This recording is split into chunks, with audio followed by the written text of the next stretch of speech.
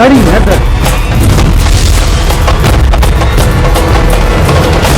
खरी खबर और सच दिखाने की हिम्मत, सच दिखाते हैं हम। देश के प्रधानमंत्री नरेंद्र मोदी ने जब से 3 तलाक के मुद्दे पर मुस्लिम महिलाओं को इंसाफ दिलाने का भरोसा दिलाया है, जब से ही 3 तलाक का मामला अब दिन ब दिन बढ़ता ही जा रहा है। ऐसा ही मामला रामपुर जनपद से सामने आया है, जहां एक पति दूसरी शादी करने के लिए अपनी पत्नी को तलाक देने की कई दिनों से मोबाइल पर धमकी दे रहा है। पीड़िता ने इस मामले में कई बार पुलिस अधिकारियों से शिकायत की, पर अभी तक पीड़िता की कोई सुनवाई नहीं हुई है। अब पीड़िता ने मीडिया के जरिए प्रधानमंत्री और मुख्यमंत्री से इंसाफ की गुहार लगाई है। साथ ही चेतावनी भी दी है कि अगर इंसाफ नहीं मिला तो वो अपने बच्चों की हत्या कर खुद भी आत्महत्या कर लेगी।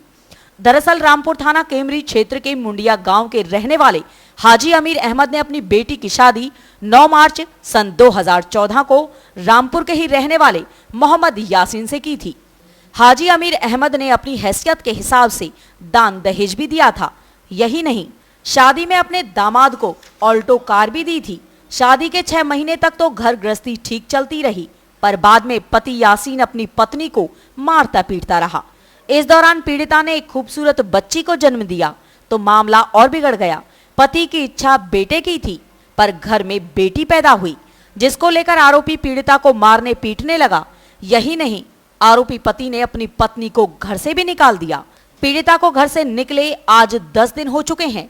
उसके बाद भी पीड़िता अभी तक अपने मायके में रह रही है। इस दौरान पीड़िता की ओर से थाने में मुकदमा भी दर्ज कराया गया, पर पुलिस ने भी पीड़िता की एक नहीं सुनी। पीड़िता इंसाफ पाने के लिए दर दर की ठोकरें खा रही है और पीड़िता ने मुख्यमंत्री योगी आदित्यनाथ और प्रधानमंत्री नरेंद्र मोदी से गुहार लगाई है और साथ ही चेतावनी भी दी है कि अगर पीड़िता को इंसाफ नहीं मिला तो वो अपने बच्चों की हत्या कर खुद भी आत्महत्या कर लेगी। 9 मार्च 2014 को मेरी शादी हुई थी। शुरू से थोड़ा माहौल सही रहा, फिर 6 महीने तक माहौल सही रहा। इसके बाद में दहेज के लिए मांग करने लगे। मेरे पापा ने ऑल्टो कार दी थी, बड़ी कार की मांग करने लगे। इसके बाद में मानसिक और शारीरिक रूप से तंग रखने लगे और इसके बाद मेरी बेटी हुई आलिया नूर। बेटी के होने पर मुझे घर से बाहर निकाल दिया और जब से मैं एक मैके में रह रही हूँ, 1 साल हो चुका मुझे मैके में रहते रहते, जब से कोई खैर खबर नहीं ली है मेरे बच्चों तक की।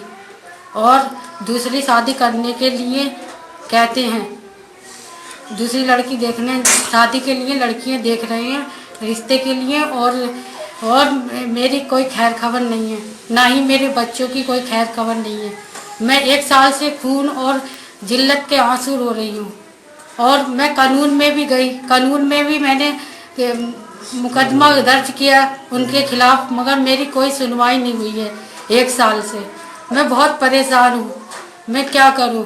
और बल्कि वो लोग और झूठे और मुकदमों में फंसा रहे हैं, मेरे बाप तक को फंसा दिया मुकदमों में, झूठों में। और मैंने योगी जी को वोट दिया है और मैं उनसे उम्मीद लगाए बैठी हूँ कि वो मेरी मदद करेंगे।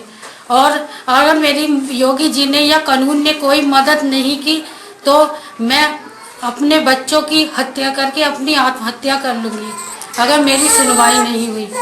अच्छा, अब तुम पे तलाक का दबाव बनाया जा रही है और मुझ पे तलाक का भी दबाव बनाते हैं, कहते हैं छोड़ देंगे, कि मतलब कानून पर चढ़ गई, अदालत में आ गई।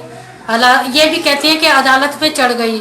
मैं इंसाफ के लिए अदालत पर चढ़ी हूँ, इसमें कोई गलत बात नहीं है। मुझे तलाक देने का दबाव दे रहे हैं फोन पे कि तलाक दे देंगे, कि तलाक दे देंगे। मेरे बच्चों की और मेरी ज़िंदगी का सवाल है, मेरी बच्चों की भी। अब इन बच्चों को लेकर मैं कहाँ जाऊँ। मैंने एसपी में भी दरख्वास्त की थी, एसपी जी से कानून में, मगर उन्होंने भी कोई सुनवाई नहीं की। पहले आजम खां की सरकार द्वारा, समाजवादी पार्टी की सरकार ने मेरी नहीं सुनी उनके दबाव में आकर। अब मैं योगी जी से उम्मीद लगाए बैठी हूँ कि वो मेरी ज़रूर सुनेंगे।